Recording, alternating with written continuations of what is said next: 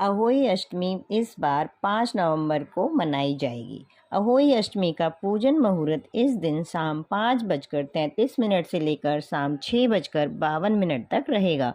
अहोई अष्टमी के दिन व्रती महिलाओं के लिए तारों को देखने का समय शाम 6 बजे से शुरू होगा। इस समय आप तारों को देखकर अपना व्रत खोल सकती हैं। अहोई अष्टमी का व्रत संतान के सुखी और सफल जीवन के लिए रखा जाता है। इस दिन माताएं सूर्य उदय से सूर्य अस्त तक निर्जला व्रत रखकर अहोई माता की पूजा करती हैं।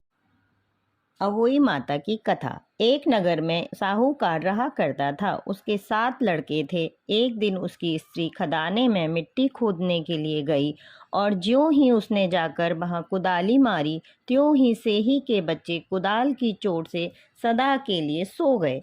इसके बाद उसने कुदाल को स्याहू के खून से सना देखा तो उसे सेह के बच्चे मर जाने का बड़ा दुख हुआ, परंतु वह विवश थी क्योंकि यह काम उससे अनजाने में हो गया था।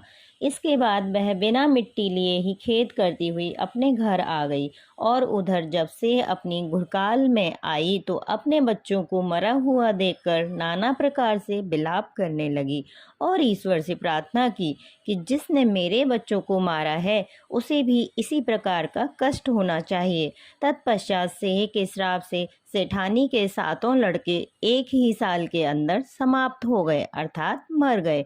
इस प्रकार अपने बच्चों को असमय काल के मुंह में समाये जाने पर सेठ सेठानी इतने दुखी हुए कि उन्होंने किसी तीर्थ पर जाकर अपने प्राण गंवा देना ही उचित समझा। इसके बाद वे घर छोड़कर पैदल ही किसी तीर्थ की ओर चल दिए और खाने की ओर कोई ध्यान न देकर जब तक उनमें कुछ भी शक्ति और साहस रहा तब तक वे चलते ही रहे और वे पूर्णतया अशक्त हो गए तो अंत में मूर्छित होकर गिर पड़े।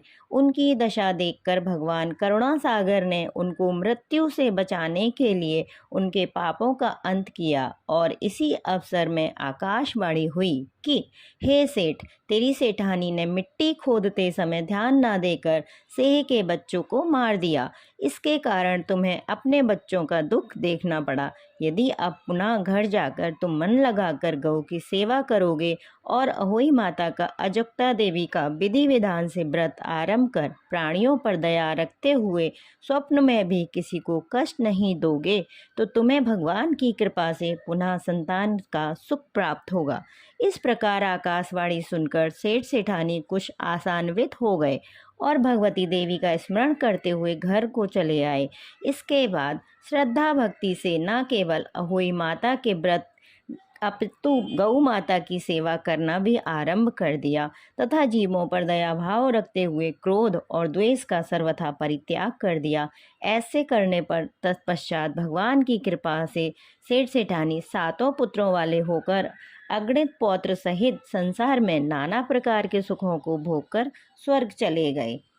हे अहोई माता, आपने जिस तरह सेठ सेठानी के 7 पुत्रों को लौटा दिया, उनका घर खुशहाली से भर दिया, उसी तरह हमारे बच्चों पर भी अपनी कृपा बनाए रखना। अहोई माता की जय।